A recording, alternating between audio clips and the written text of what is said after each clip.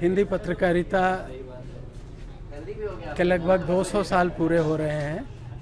1826 में पहला पत्र निकला था, तब से हिंदी पत्रकारिता का बहुत विकास हुआ और हिंदी भाषी लोगों ने ही हिंदी पत्रकारिता को अपने मेहनत से, अपने परिश्रम से, उसके जल से सींचा, तब आज हिंदी पत्रकारिता यहाँ पहुँची है।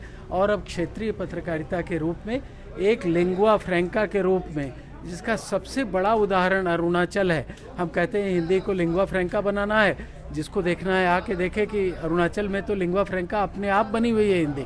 तो अरुणाचल हिंदी पत्रकारिता का बहुत बड़ा क्षेत्र हो सकता है, हिंदी पत्रकारिता के विकास का। और यहाँ के जो छात्र हैं, जो आपके यहाँ से पढ़ के जा रहे हैं, उनके लिए हिंदी पत्रकारिता में यहाँ की नॉलेज को देख करके, यहाँ की परिस्थितियों को, यहाँ के फैक्ट्स को, इसको बताने के लिए आपको हिंदी पत्रकारिता में आना चाहिए।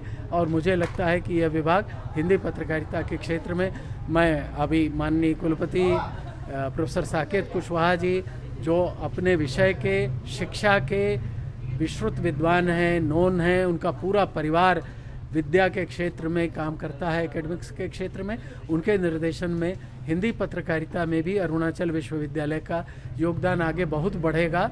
और हिंदी पत्रकारिता का जो हार्ट लैंड है काशी, मैं वहाँ से आता हूँ, वहाँ भी आपके स्वागत के लिए हम तैयार हैं। एक कनेक्टिविटी बन रही है जो बननी चाहिए, और पत्रकारिता के क्षेत्र में हिंदी का भविष्य बहुत उज्जवल है। आप जो काम हिंदी फिल्मों ने किया था पुराने ज़माने में, वही काम अब हिंदी पत्रकारिता पूरे देश को एक सूत्र में बांधेगी। और हिंदी समझने के लिए आज आप हिंदी फिल्मों को देखते हैं, हिंदी चैनलों को देखते हैं, आगे चल कर के आपका योगदान भी होना चाहिए। मुझे लगता है हिंदी पत्रकारिता में आपके माध्यम से, आप जो छात्र इस विभाग के हैं, इनके माध्यम से अरुणाचल की समस्याएं, अरुणाचल की संस्कृति, अरुणाचल का ये जो प्राकृतिक सुरम्य स्थल है, इस सब के बारे में पूरे देश को जानकारी मिलेगी। और हिंदी पत्रकारिता यह काम अच्छे से करेगी।